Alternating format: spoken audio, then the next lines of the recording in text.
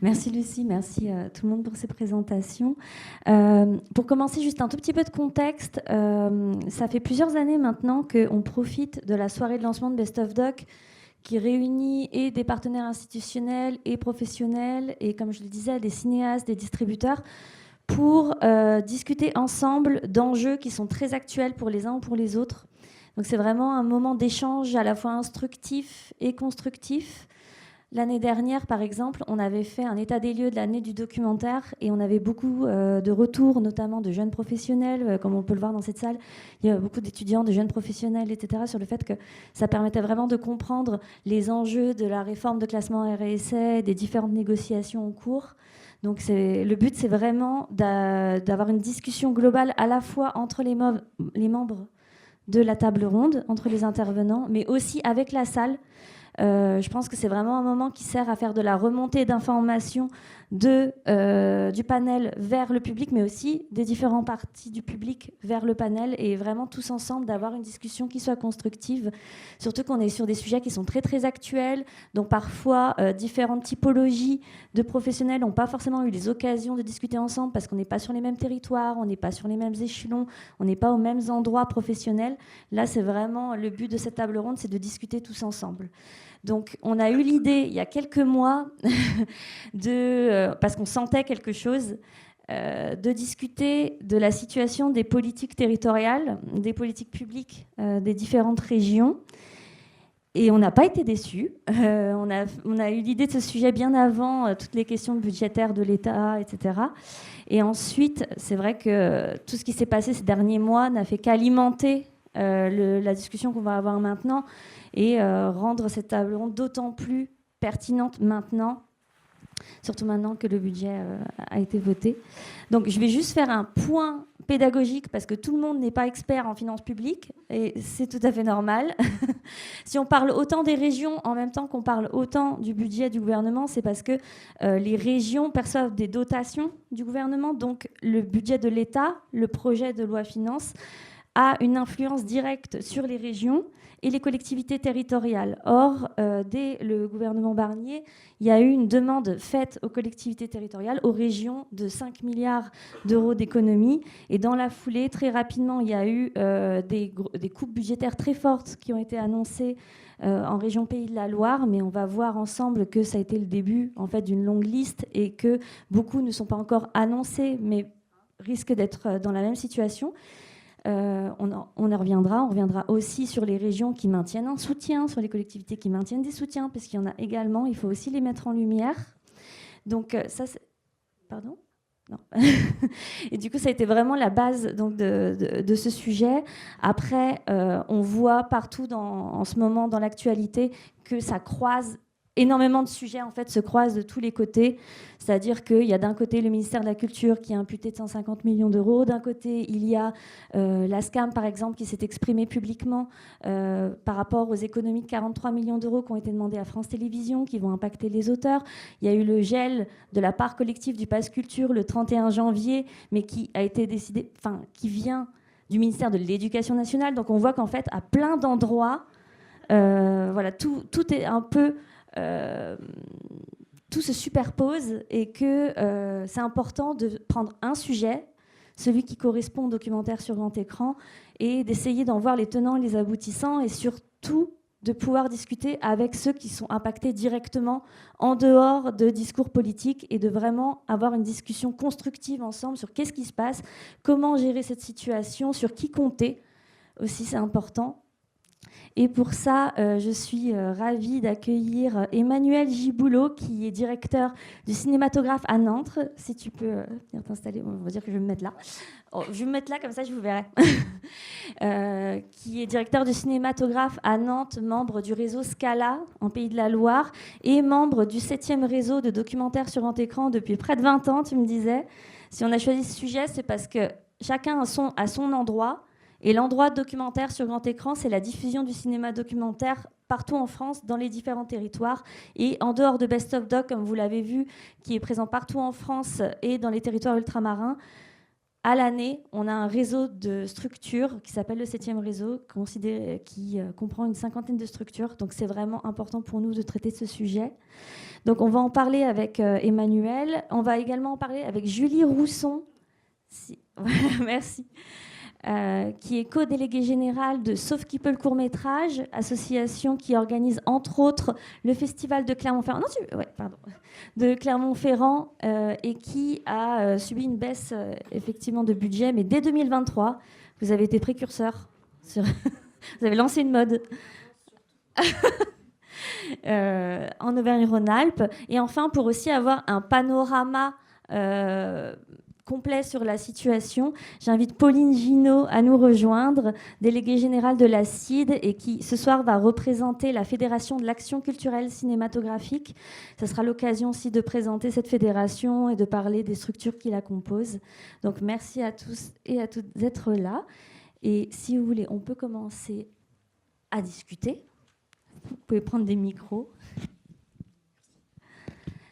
J'ai fait une introduction très longue, je m'en excuse, mais maintenant, promis, c'est à vous de parler.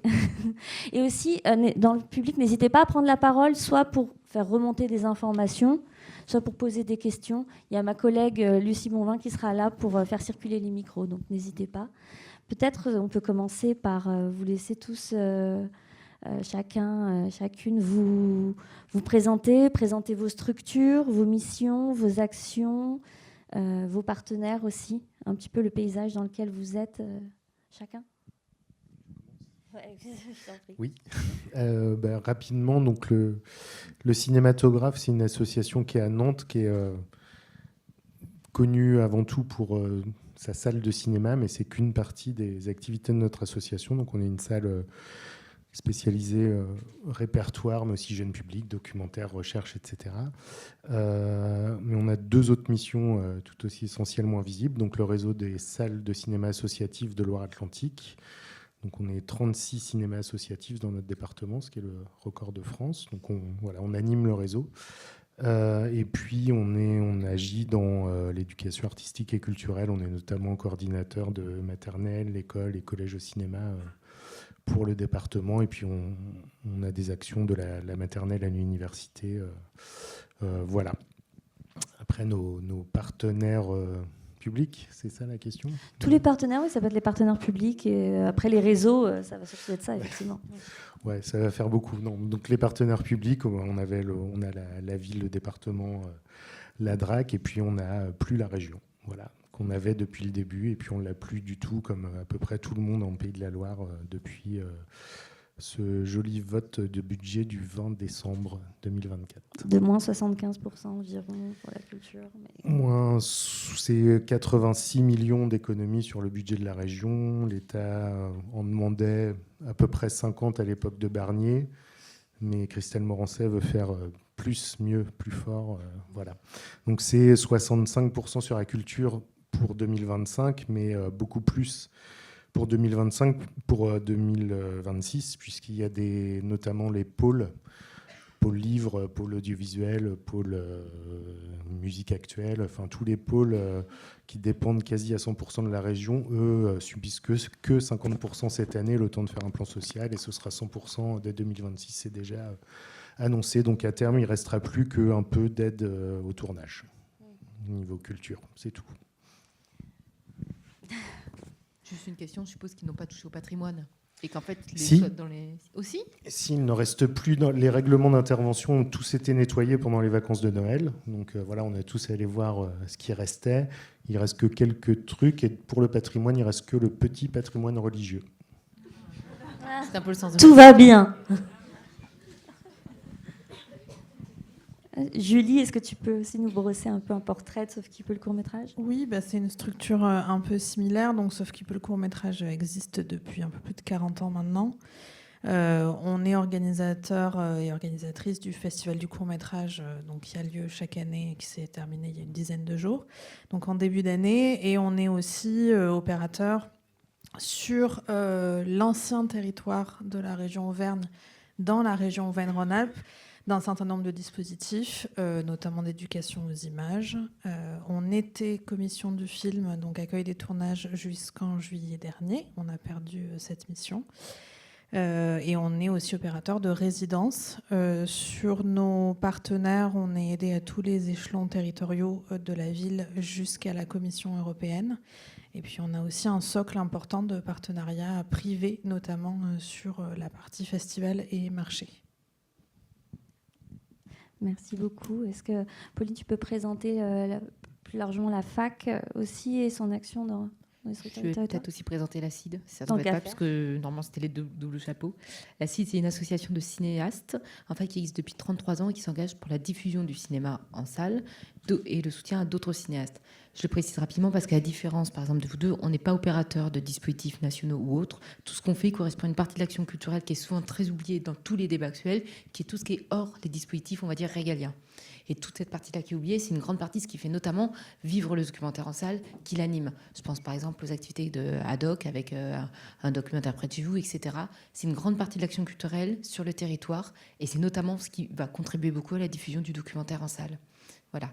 Mais qui est complémentaire et qui travaille vraiment ensemble, de façon complémentaire avec les dispositifs que j'appelle moi régaliens, c'est-à-dire école et cinéma, lycée et cinéma, etc. Voilà. La FAC, c'est donc une structure qui s'est créée il y a maintenant 5 ans. Donc c'est la Fédération de l'action culturelle cinématographique qui en fait a vocation à fédérer tous les acteurs de l'action culturelle dans toute leur diversité. Diversité, on va dire, de statut, diversité territoriale, diversité de niveau d'action à tous les différents niveaux. Donc on va avoir... Excusez-moi, j'ai un problème de tout par ailleurs. On va avoir un certain nombre d'acteurs qui sont très différents.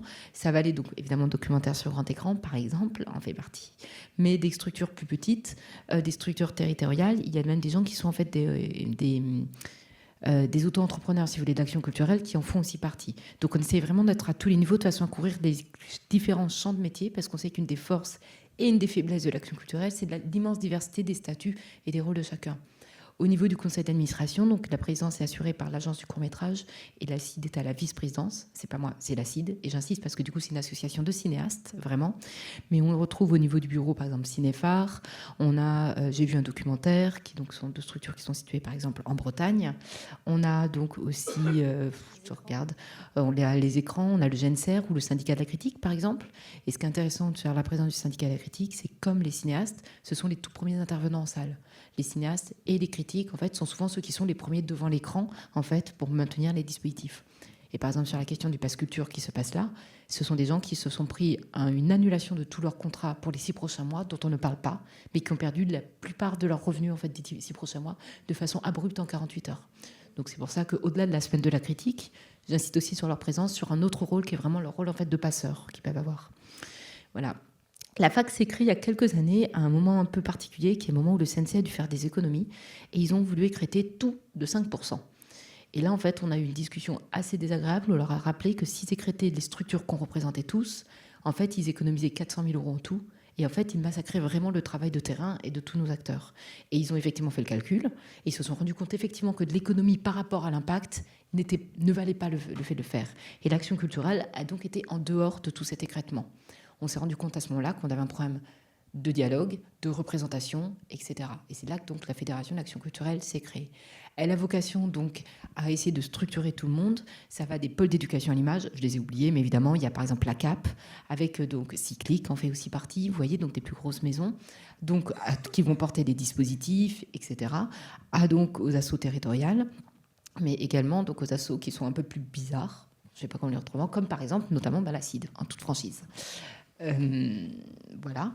Ces derniers temps, on s'est retrouvés à avoir du coup un espace de parole qui nous a beaucoup aidés, puisque je ne sais pas vous, mais nous on s'est retrouvés dans une grande solitude sur toute l'actualité, là en fait depuis 1 an, depuis 2 ans, et ça nous permet d'avoir des espaces de dialogue, de lignes de solidarité, y compris pour se positionner et affronter les années à venir.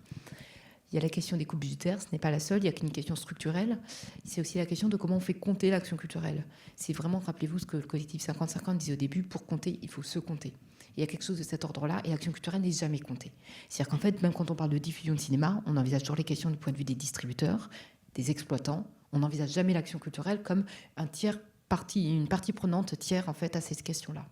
Et nous, c'est quelque chose qu'on déplore fortement, sur lesquels on essaye de compter, donc de faire preuve de représentation, d'essayer de permettre la mise en place d'une étude, par exemple, mais aussi que la filière prenne conscience de ce qu'ils nous doivent.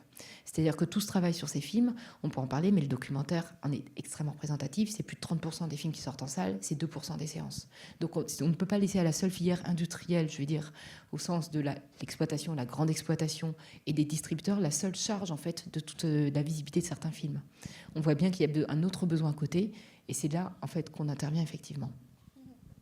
Oui, d'ailleurs, là, ça va être hyper important d'avoir ce regard panoramique aussi sur, à la fois de manière très concrète, ce qui se passe pour les cinéastes, ce qui se passe à la Fédération de l'action culturelle cinématographique, pour discuter des cas précis que vous traversez, Emmanuel, et que vous avez traversé, Julie, puisque vous êtes toujours dedans, mais ça fait déjà 2 ans. Peut-être ce qu'on peut faire, c'est d'abord parler de 2023, avec l'annonce donc d'une coupe de 50% des aides sans distinction à toutes les structures de il y avait de la distinction. Un petit peu. Est-ce que tu veux nous en parler de comment ça s'est passé? Est-ce que vous le sentiez venir? Quelles informations vous avez eues? Comment vous l'avez appris? Et après, comment vous avez réagi? Alors, on était... Oui, attendez. Oui, moi, je suis un peu choqué de faire de la politique et de chouiner sur vos, sur vos subsides publics. C'est quoi vous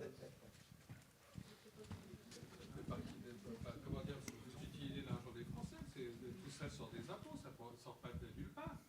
Franchement, je suis assez choqué par votre petit spectacle là, de gens qui chouinent parce qu'on leur a pas donné assez d'argent. Mais qui a chouiné, monsieur? Qu'on fait des hôpitaux, vous savez que chaque année, il y a 300 milliards, on dépense 300 milliards de plus que ce que l'État gagne. Alors déjà, monsieur, quand on parle des subventions, on parle de 2 choses. L'argent du CNC ne sont pas des impôts. C'est en fait, quand on parle par exemple du CNC, c'est... Le CNC n'est pas des impôts, c'est la réorganisation d'une taxe qui est prise sur les billets de cinéma. Donc les gens lambda ne payent pas, par exemple, les aides du CNC. C'est vraiment en dehors du système. Voilà. Après, quand on parle des régions, effectivement, et là-dessus, je vais te repasser la parole, clairement, on avait par exemple fait une étude qui était passionnante il y a quelques années, qui disait que pour 1 euro que l'État ou que les collectivités régionales leur donnaient, je crois que la retombée économique régionale était de 22 euros. 22, voilà. Voilà, c'est une façon de te repasser la parole par ailleurs. Non, mais monsieur, personne ne pleure. Hein, et on ne dit pas que notre situation est pire que celle des hôpitaux. Et je pense que d'ailleurs, c'est une des premières choses qu'il faut qu'on dise, c'est qu'aucun acteur culturel ne viendra vous dire ce que je fais, c'est plus important que le service public. Et c'est d'ailleurs un argument qui est utilisé par des politiques de manière distordue, c'est que opposer les acteurs associatifs, c'est problématique. Et personne dans notre secteur ne viendra jamais dire que ce qu'on fait doit être fait au détriment du service public. Personne. Aucun acteur public, associatif, culturel, ne tiendra ce discours. Par contre, il est dit partout par certains politiques qu'on s'estime plus important que le transport scolaire, parfois qui ne dépend même pas de la collectivité qui est en train d'en parler. C'est le cas dans les Pays de la Loire.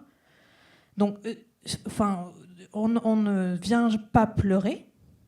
Justement, ça va être l'objet du débat qu'on a là. C'est expliquer dans quelle situation ça nous met, nous, en tant qu'acteurs culturels, mais en tant qu'acteurs de la vie publique aussi. Tu le disais tout à l'heure, aujourd'hui, les financements culturels, ils dépendent de plein de ministères, de l'éducation nationale, de la santé, de l'agriculture, etc., etc.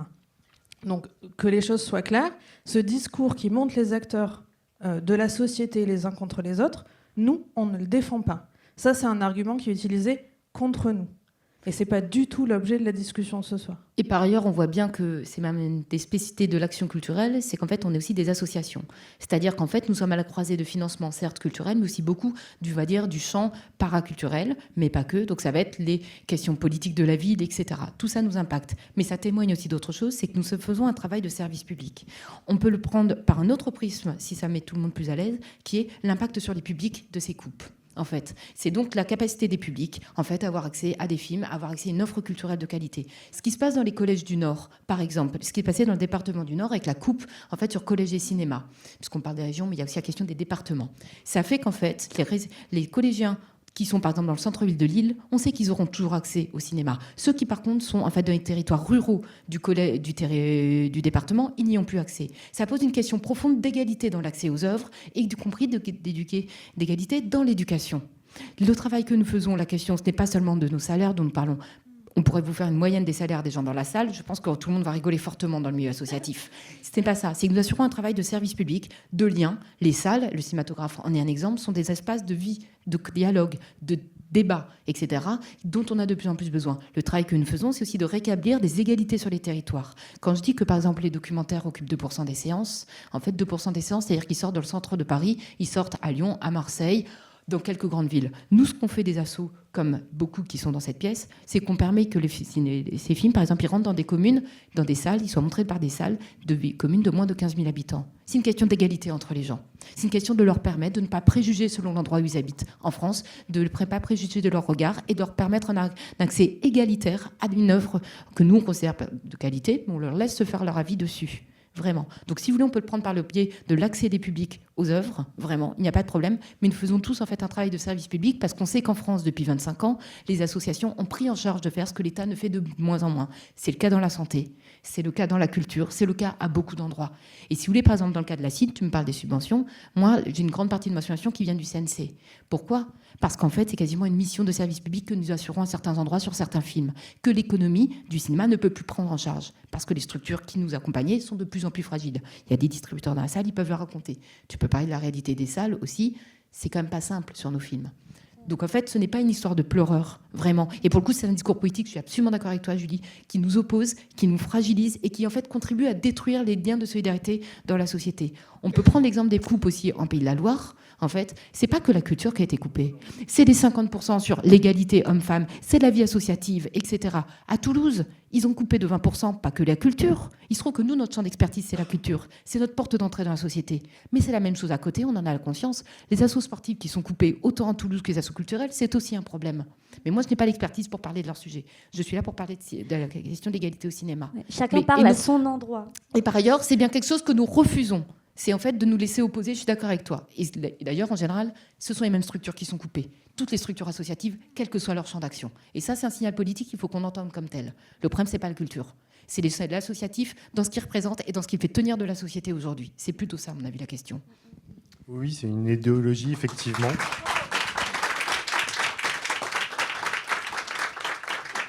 C'est une idéologie mise en œuvre en 3 secondes et demie en Pays de la Loire, parce que c'est 90% sur l'égalité homme-femme, c'est les missions locales qui ferment dès maintenant, c'est le monde du sport qui prend 75 ou 80%, je ne sais plus, donc c'est tout le réseau associatif, tout ce qui fait l'intérêt général en fait. Et ce qui se joue, c'est l'égalité. On sait que ceux qui ont des parents qui les emmènent au cinéma, ils continueront à y aller. Comme le président du département du Nord l'avait dit, leurs parents n'ont qu'à les emmener. On sait que ceux qui ont des équipements de sportifs de qualité parce qu'ils habitent dans certains quartiers ou dans des lycées privés, ils continueront à faire du sport. C'est une question d'égalité, ce dont on parle. J'ai une question. Il n'y a pas un problème juridique, justement ? Attendez juste une toute petite seconde, comme ça, tout le monde pourra vous entendre. Bonsoir, merci. J'ai justement une question. Il n'y a pas un problème juridique, parce que là, il y a quand même une question de rupture d'égalité. Est-ce que légalement, on peut arriver jusqu'à supprimer 100% d'une subvention ? Ça me paraît légalement discutable, non ? Alors, je ne suis pas juriste, hein, mais... Moi non plus. Mais alors, c'est légal. C'est-à-dire qu'une politique menée par une collectivité territoriale, c'est la sienne. C'est celle des élus qui la représentent et sur le projet sur lequel ils ont été élus. Après, techniquement, quand on refuse une subvention, à partir du moment aussi où elle avait été attribuée sur les années précédentes, il faut justifier la suppression de cette subvention. Ça, c'est légal. Normalement, c'est ce qui doit être fait légalement par la collectivité. Il y a un dépôt de demande de subvention avec un certain nombre de pièces, avec des justifications. Ça aussi, on pourra en reparler, mais le discours qui dit que c'est des robinets à fric qui sont donnés aux institutions ou aux acteurs associatifs culturels, c'est faux. Je veux dire, c'est de l'argent public. Il est contrôlé. On doit justifier ses dépenses.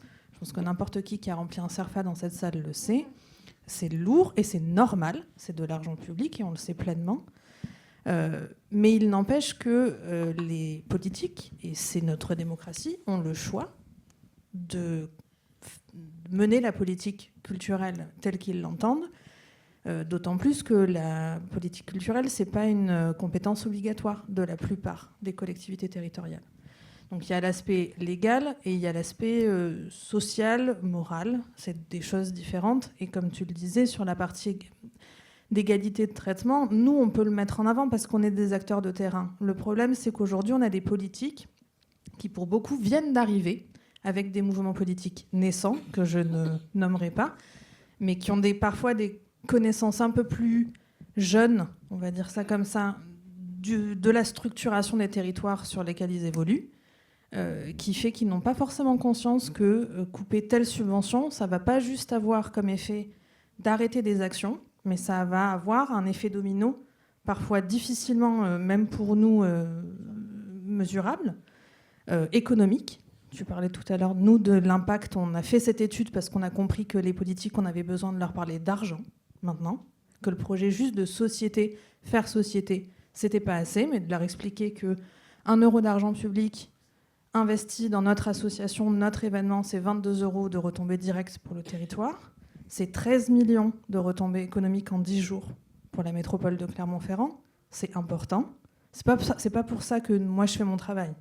C'est pas pour cet impact économique, mais c'est un élément. Mais il est impossible pour nous de savoir qu'est-ce que ça va avoir comme impact sur des élèves qui ne pourront plus venir ou qu'on ne pourra plus aller voir, des populations en milieu carcéral vers lesquelles on ne va plus pouvoir faire des actions, etc., etc. Et je ne sais plus quelle était la question, mais bon. Non, mais ça j'ai bien compris, mais vous êtes en train de dire qu'en fait, il n'y a aucun recours possible au niveau des acteurs régionaux auprès de l'État, parce que les régions ne font pas ce qu'elles veulent en France. C'est pas vrai, on n'est pas aux États-Unis. Les seuls recours qu'on a, nous, c'est écrire des courriers pour alerter, mais après, c'est leur indépendance. Nous, quand la région a fait le choix de nous couper la moitié de notre subvention a posteriori de la tenue de notre événement, pour recouper avec ta question, sans nous prévenir avant, parce que ça arrive tous les jours des baisses de subventions, même dans un contexte pas aussi grave que celui dans lequel on se trouve, nous, en tant qu'acteurs culturels, mais c'est notre quotidien. Généralement, elles sont là avec on nous prévient avant, c'est du dialogue, c'est un échange. Ce qui est en train de changer là, c'est qu'il n'y a plus de dialogue. C'est la première chose. Mais il y a eu des prises de position de la ministre de la Culture à l'époque en disant c'est pas normal, mais elle peut rien faire. C'est la souveraineté des collectivités territoriales, et heureusement qu'il y a cette souveraineté des collectivités territoriales, parce que le jour où on se retrouve avec l'extrême droite au pouvoir, si on a des régions qui, elles, ne sont pas de ce bord-là politique, ou inversement. Justement, elles ne sont pas si souveraines, c'est ce que je suis en train de dire. C'est-à-dire que le jour où vous avez une région qui passe à l'extrême droite, elle ne peut pas faire tout ce qu'elle veut. Parce elle pourrait le faire sur son domaine d'activité. En fait, on va dire qu'il y a deux sortes de compétences, les obligatoires et non obligatoires. C'est défini au niveau constitutionnel, puisqu'on m'a du coup, je me suis dit la même chose que vous. Je me suis dit, on va mettre la culture dans les compétences obligatoires. Puis on m'a dit qu'il fallait changer la Constitution. Je me suis dit que j'allais pas y arriver tout de suite. Je vais être assez franche. C'est ce qu'il faut faire, voilà. Voilà, c'est ce qu'il faut faire. Mais j'ai fait ce chemin-là. Mais je me suis dit que j'allais prendre d'autres sujets les uns après les autres avant de me mettre sur une réforme constitutionnelle, pour être honnête. Mais pour le coup, en fait, effectivement, la culture n'est pas dans les compétences obligatoires des collectivités territoriales. D'où le fait que c'est un choix. Après, c'est un choix qu'ils appliquent. Il y a des électeurs, ils votent.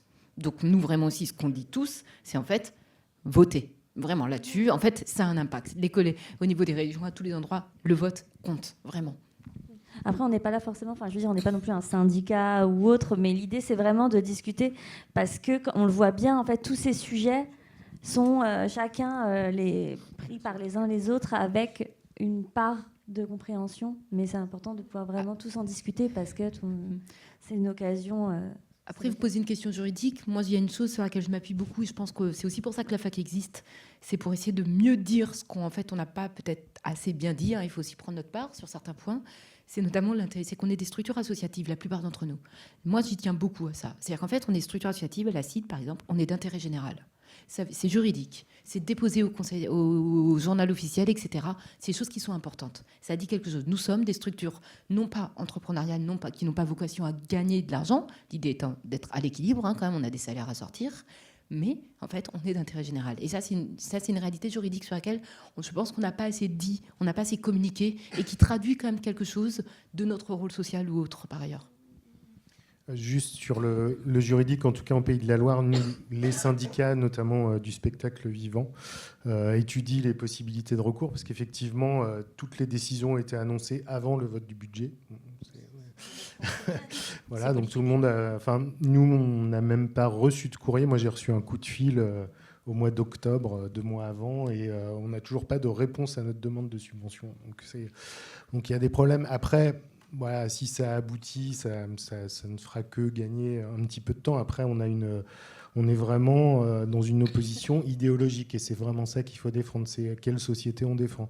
Nous, on a une présidente de région qui est du parti d'Édouard Philippe, désormais, après être passée chez Fillon, chez Retailleau, enfin voilà, tout le grand chelem, qui a attaqué tout de suite avant même la moindre polémique. C'est elle qui a pris les devants en nous accusant d'être des infâmes gauchistes, des associations politisées au service de l'extrême gauche. C'est comme ça qu'elle nous a appelés pour la partie culture et solidarité homme-femme. Pour le sport, c'est un peu différent, mais voilà. En tout cas, voilà, si ça gagnait au niveau juridique, si elle est là jusqu'en 2028. Donc voilà. Ce qu'il faut effectivement maintenant, nous, c'est comme ça qu'on le vit en région Pays de la Loire, où ça s'est organisé très vite et très fort entre tous les acteurs. Là, on a tous pris un coup sur la tête et c'est en train de repartir. Il faut qu'on joue le temps long. Maintenant, le marathon, on a 3 ans pour, dans nos lieux, partout, expliquer ce que c'est qu'un projet ultra-libéral à tendance traditionnaliste. Ça fait peur, hein, vraiment. C'est voilà, l'aide. Le dernier film le plus aidé en Pays de la Loire, c'est le film du Puy du Fou. Voilà. D'ailleurs, nous là-dessus, dans le panorama qu'on fait des coupes au niveau des collectivités, donc c'est régions, départements, municipalités ou communautés d'agglo, même si la culture n'est pas une des compétences de la communauté d'agglo en général, parfois ils s'en mêlent. Pour le coup, on le fait avec le SPI, donc le syndicat des producteurs indépendants, et en fait, on voit bien que là où il y a des coupes du côté de la diffusion, il y en a aussi souvent du côté de la création. Les deux, là aussi, on ne veut pas être opposés. C'est-à-dire qu'en fait, on ne déshabille pas Jean pour habiller Paul, c'est hors de question. La création s'envisage aussi par la diffusion. Ça ne sert à rien de créer des œuvres si le public n'y a pas accès. Mais en même temps, on veut aussi pouvoir proposer des œuvres de qualité dans la diffusion. Les deux vont ensemble. Mais on voit bien qu'il y a une corrélation au niveau des régions, des politiques culturelles qui sont impliquées. Oui, peut-être pour revenir du coup sur la situation des relations que vous avez, parce que quand on parle de partenaires à la base, et en fait, comme tu le disais très bien, Julie, des baisses de budget ou autres, ça arrive tout le temps. Et en fait, on n'est pas stupide. Je veux dire, on comprend tout à fait qu'on a des partenaires, certes institutionnels, mais des partenaires qui ont eux aussi des budgets. Le CNC a ses budgets qui dépendent de l'État. C'est pour ça que j'ai fait cette introduction de cette manière-là. C'est pour bien comprendre les tenants et les aboutissants de tout le monde. Et que, en fait, on le sait, on en est conscient et c'est normal. Et on essaie de s'adapter. Mais il peut y avoir un dialogue, c'est-à-dire on peut être prévenu, on peut être conseillé sur en fait des actions plus que d'autres, enfin voilà, des manières de savoir où on va, parce que et là ce dont j'ai l'impression, c'est surtout le fait de pas savoir en fait, et de pas qu'il n'y ait pas de dialogue, qui est particulièrement perturbant. Mais, comme tu dis, en fait, je pense que ça c'est très important de le redire. On parle de partenaires publics, pas de financeurs publics. On s'inscrit dans la politique culturelle créés par un certain nombre de partenaires publics qui ne sont pas tous de la même couleur politique. On est des événements pluralistes, politiques au sens citoyen du terme. Personne ne va avec un immense drapeau rouge et le couteau entre les dents faire une programmation culturelle, c'est pas vrai. Après, on est porteur d'une certaine vision sociétale qui peut être rapprochée d'un courant de pensée ou d'un autre, oui, c'est sûr, et qui va à l'encontre d'autres courants de pensée, c'est clair aussi. Mais en tout cas, on sait tous travailler avec des partenaires publics qui ont des projets culturels différents. C'est notre rôle, c'est notre quotidien en tant qu'association. Généralement, dans une vie associative normale, chaque année, on fait un bilan avec nos partenaires publics financiers, on échange sur nos besoins, leurs possibilités. Il y a ensuite un vote, parce que c'est démocratique, une proposition qui est faite par les élus, un vote et une notification de subvention. Il peut se passer plein de choses entre ce rendez-vous et cette notification de subvention, mais généralement, moi, ça fait 10 ans que je travaille pour le Festival de Clermont, je m'occupe des relations avec les partenaires publics. Généralement, on a une tendance, on ne nous fait pas de promesses, mais on nous dit, voilà, pour cette année, pour nous, c'est difficile, il faut qu'on fasse des choix. Je pense notamment aux départements, qui ont quand même une très très lourde gestion, notamment des aides sociales qui leur tombent dessus et qui est de plus en plus importante chaque année.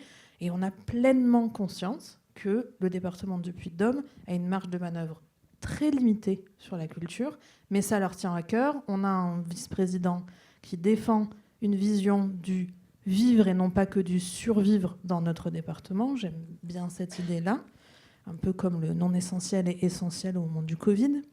Cette idée de non essentiel, elle est quand même un peu restée dans les politiques publiques depuis, ce qui peut poser question.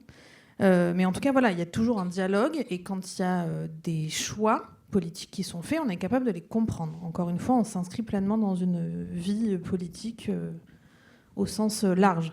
Nous, ce qui nous est arrivé avec la région, c'est que cette baisse, elle est survenue 3 mois après la tenue de l'événement pour lequel on avait demandé une subvention, puisque nous, la plupart de nos subventions publiques, elles sont votées après notre événement, puisqu'on a lieu en tout début d'année. Mais généralement, on a nos partenaires qui nous disent, bon, ben, au moins on maintient. Ou s'il y a une baisse, on nous prévient un peu, ce qui nous permet, nous, d'ajuster. Je veux dire, c'est pas du tout de faire un événement à perte.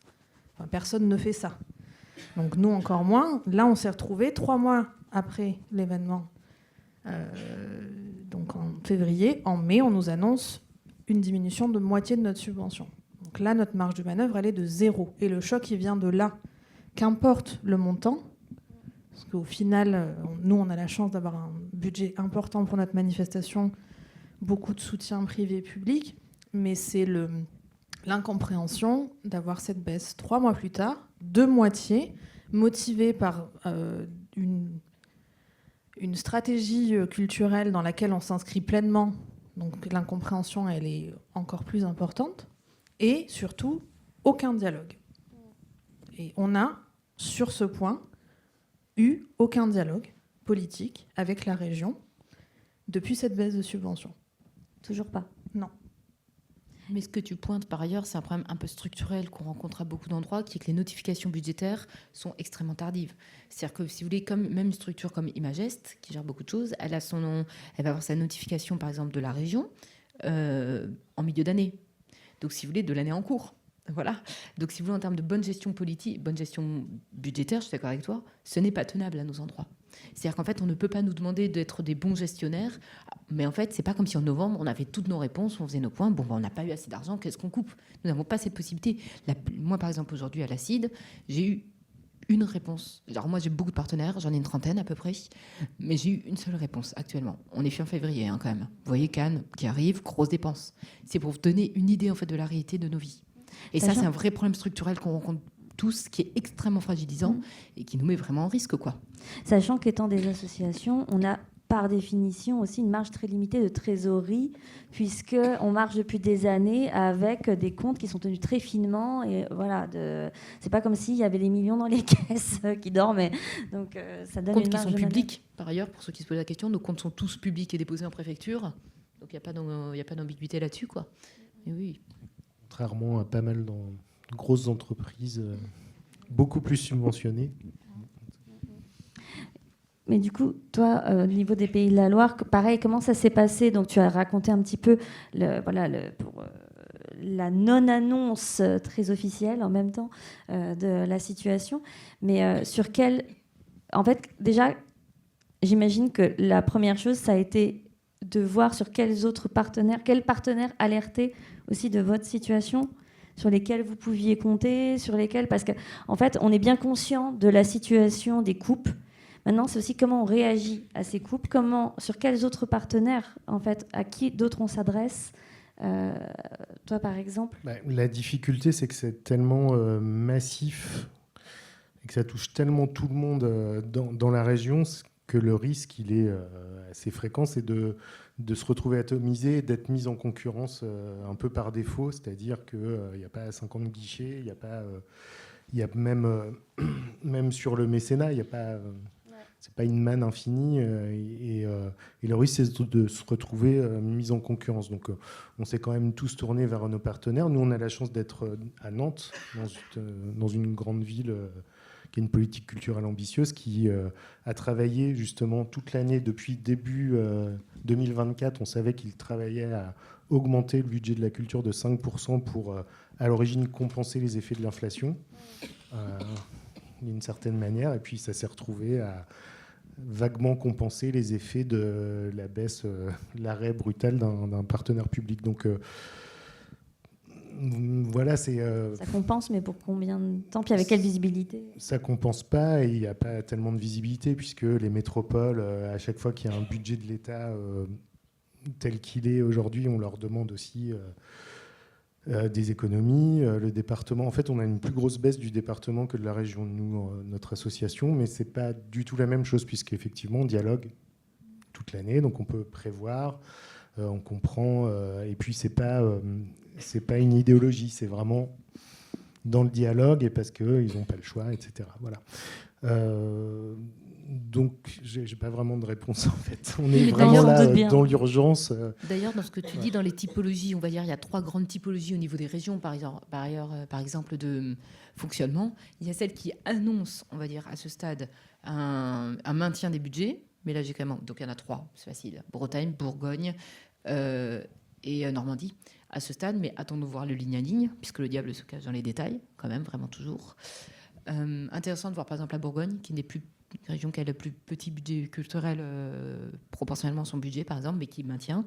Mais en fait, après, on a les régions qui font de l'émiettement et qui nous disent, en fait, il faut qu'on trouve 10 à 20% d'économie, on va chercher là, tel dispositif, et est-ce que tu peux le tenir? En fait, vraiment, on est effectivement dans le dialogue, ce qu'on comprend. Hein. En fait, moi, si vous voulez, quand mes partenaires en région PACA, ils m'appellent en disant « Mais Pauline, il faut payer le chauffage dans les lycées », je suis en mode « Bah ouais, je suis d'accord, il faut payer le chauffage dans les lycées, quoi. Qu'est-ce que je te dise, en fait, évidemment. Mais en fait, effectivement, et là, on cherche à trouver des solutions ensemble, vraiment. Et il y a ceux qui sont sur un règlement de compte politique. À savoir, c'est de l'opportunisme pur, en fait, qui permet de se débarrasser de quelque chose qu'ils voulaient faire depuis longtemps. Vraiment. Et on parle par exemple des régions Pays de la Loire, c'est pas qu'une question de couleur politique, hein. Pour le coup, moi là-dessus je le dis, ce n'est pas qu'une question de couleur politique. On a pu voir au niveau des départements, l'Hérault qui a annoncé couper 100% de ses subventions, l'Hérault terre PS de très longue date, mais vraiment, donc qui a annoncé couper 100% de ses subventions. Finalement, ils sont revenus, ce ne sera que 60% des subventions. Néanmoins, c'est aussi politique. C'est-à-dire qu'en fait, c'est pas qu'une question, en fait, si vous voulez, de trouver quelques économies à droite à gauche. Donc on a vraiment ces grandes typologies. Le fait qu'une région annonce vouloir maintenir ses subventions n'empêche pas le fait que les acteurs subissent des coupes parce que justement les départements, eux, vont les couper, ou les métropoles. Et c'est en fait en permanence cette superposition aussi de couches et ces différents niveaux de direction qui font que c'est pas parce qu'on dit « Ah, mais en Bretagne, ça se passe bien. Ah oui, mais la Mayenne, pour le coup, ils coupent tout. Ah, bah voilà. Occitanie, ça se passe bien. Bah oui, mais l'Hérault, ils coupent tout. » On est en permanence sur beaucoup de niveaux de risque à différents niveaux par ailleurs.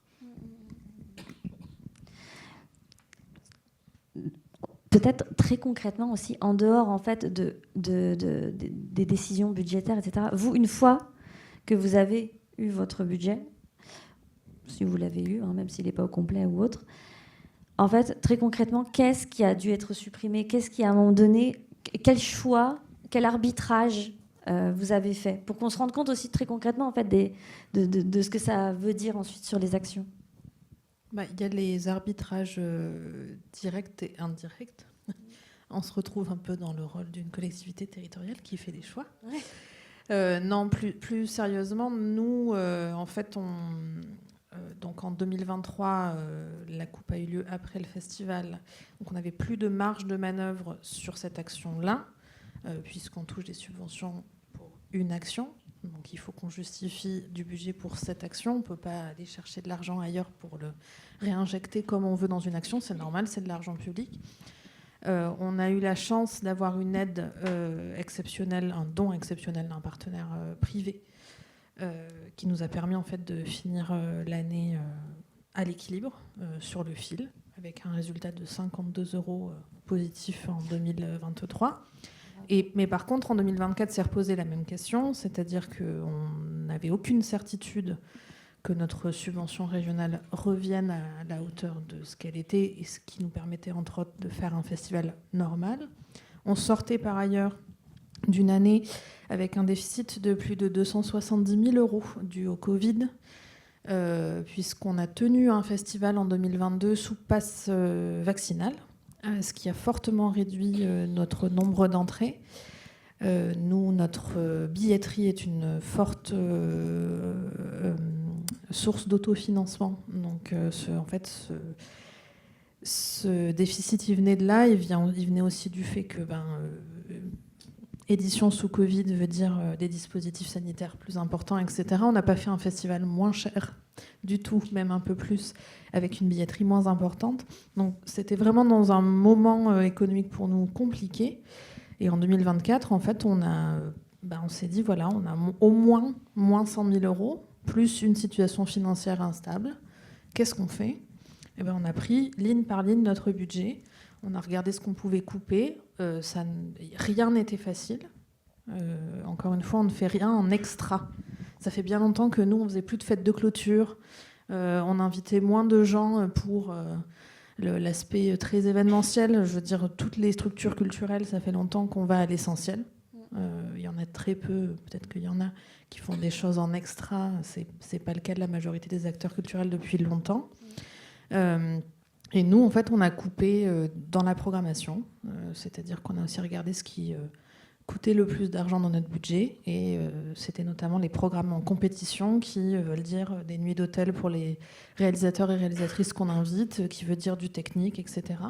Et on a coupé 4 programmes en compétition, ce qui fait une vingtaine de films, ce qui fait une vingtaine de réalisateurs et réalisatrices qui ne sont pas accompagnés, leur œuvre n'est pas vue par le public, le court-métrage c'est quand même déjà très peu vu, et les festivals sont vraiment un endroit où les gens viennent découvrir ces films n'ont pas été vus chez nous. Et donc tout ça représentait à peu près 100 000 euros d'économie.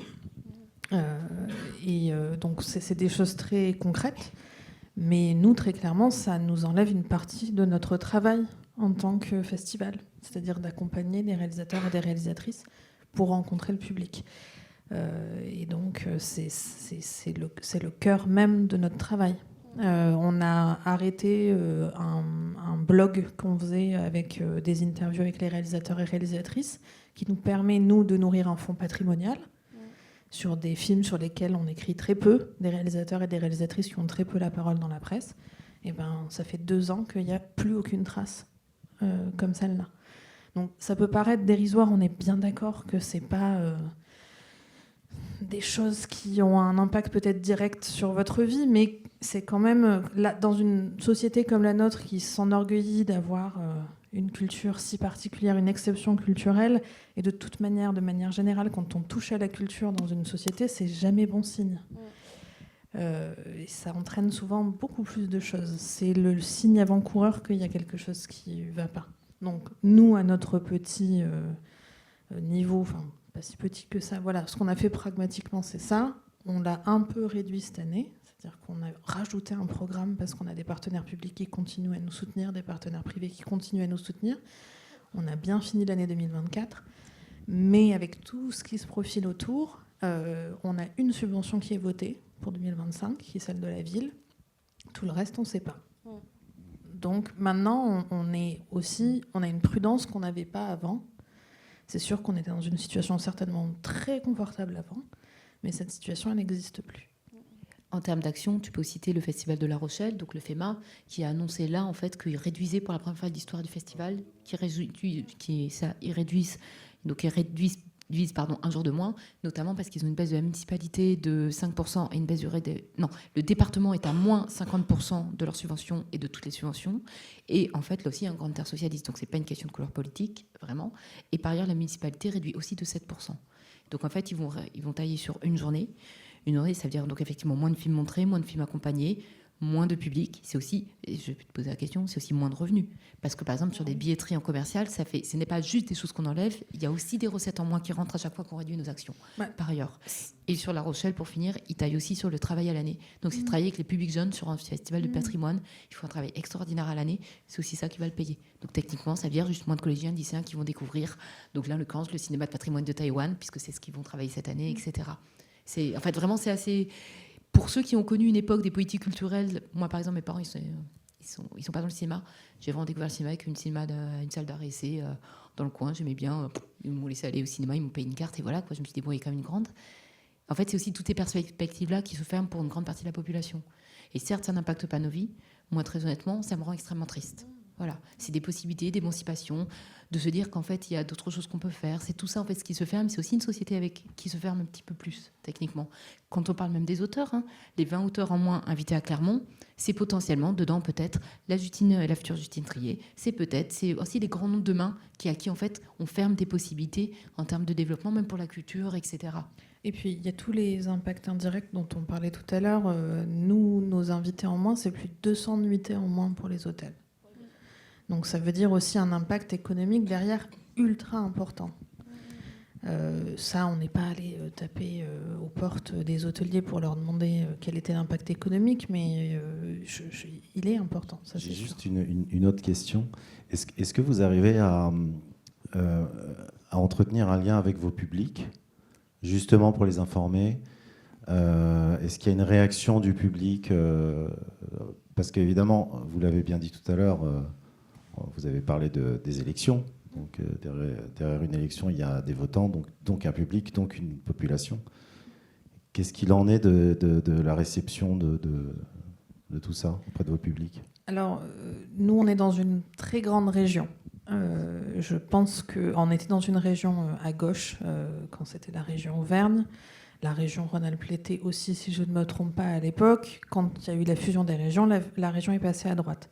Notre ville à Clermont est une ville PS depuis longtemps. Nous, la réaction du public, elle a été forte, très forte, de manière directe, parce qu'on a eu énormément de preuves de soutien au moment où on a communiqué, on a publié une lettre ouverte au moment de cette baisse de subventions pour essayer de rétablir le dialogue avec la région à ce moment-là. Et surtout, la réaction, elle a été en salle. C'est-à-dire que, pour vous donner un exemple de soutien fort, on a dépassé notre record de fréquentation cette année. Ce qui était complètement inattendu. On a eu une reprise lente après le Covid. Notre record précédent, c'était 172 000 entrées en 2020, juste avant l'épidémie de Covid. On était repassé à 100 000 en 2022, 160 000 en 2023, 166 en 2024, et on vient de faire 173 000. Non. Donc ça veut bien dire que le soutien du public, notre première manière de le percevoir, c'est ça.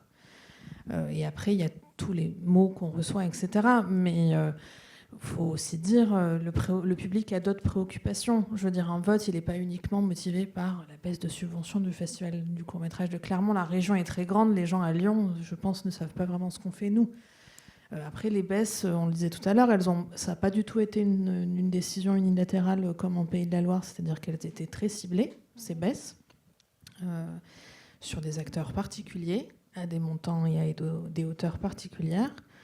Mais il y en a d'autres, des acteurs culturels dans la région, mais des acteurs associatifs. Tu parlais tout à l'heure d'autres associations sur l'égalité homme-femme, etc. Il y a plein d'associations écologistes qui ont aussi perdu des financements, des associations LGBT. Je veux dire, c'est effectivement des choix politiques et idéologiques forts. Après, nous, on n'estime pas qu'on s'inscrive dans un mouvement politique radical particulier. Mais en tout cas, je ne sais plus quelle était la question. Bref, Alors, le public. Oui, le soutien du public, voilà comment on le perçoit. Et par curiosité, en Pays de la Loire, parce que vous étiez les premiers, il y a eu un effet de sidération qui, je pense, en fait, est en train de s'estomper.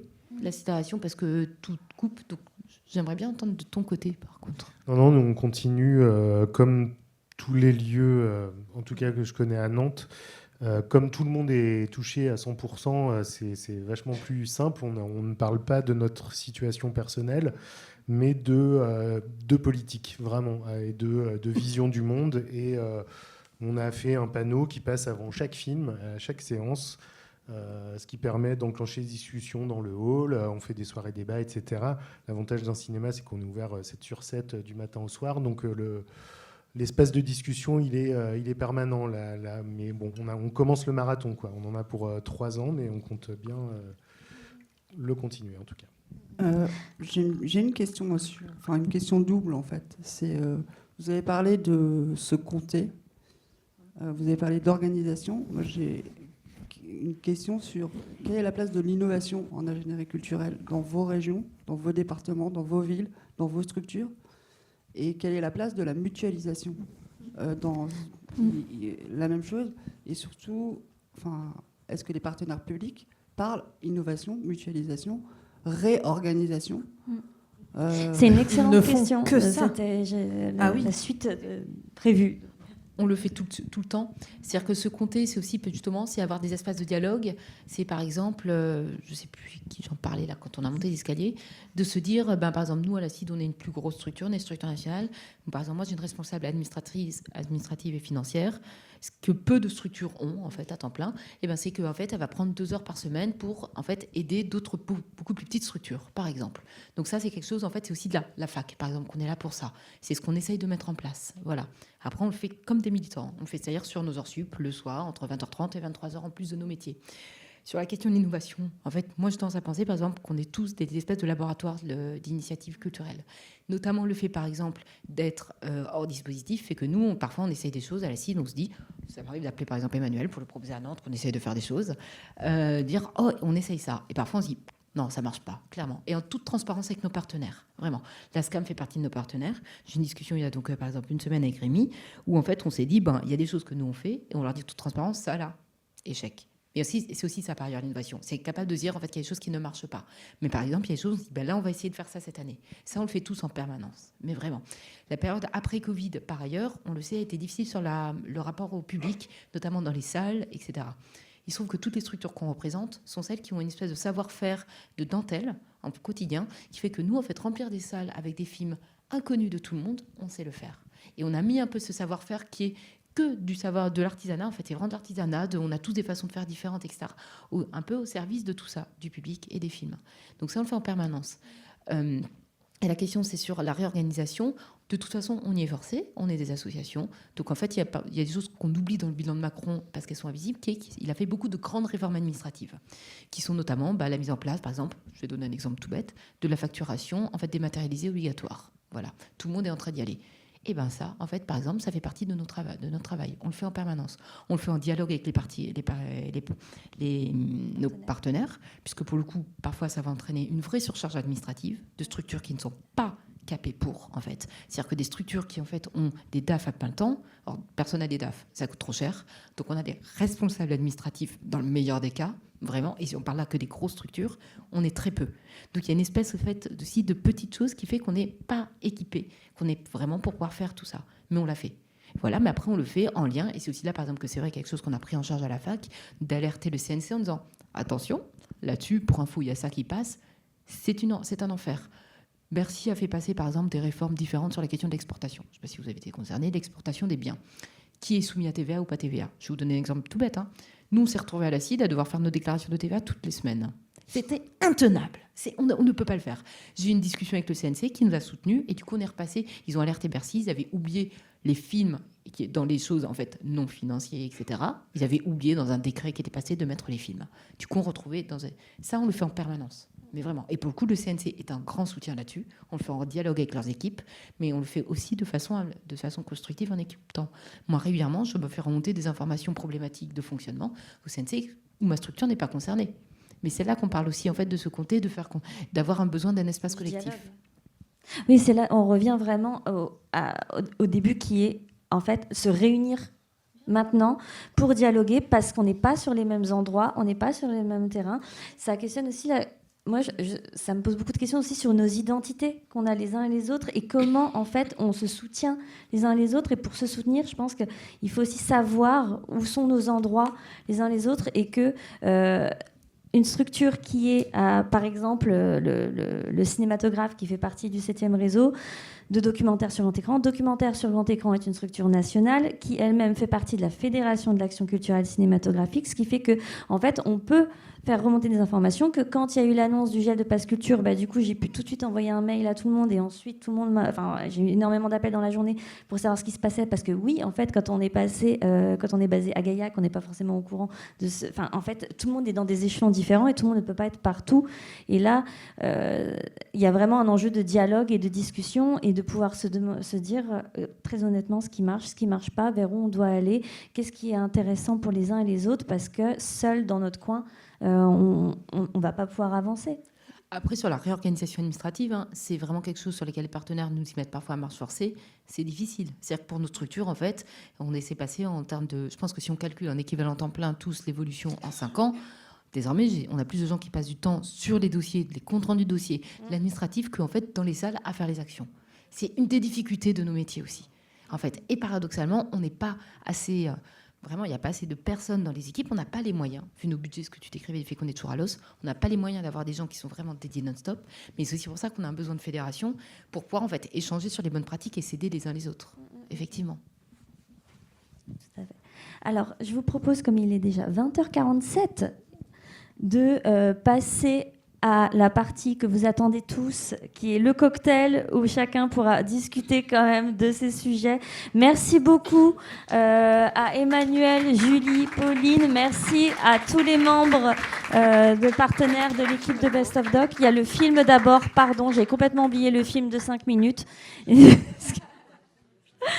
J'essaye de tenir le timing comme je peux. Donc là, c'est Lucie, ma collègue, qui va vous présenter très rapidement le film Do You Come Then ? Et on se retrouve juste après pour continuer cette discussion les uns avec les autres, juste en bas. Merci beaucoup.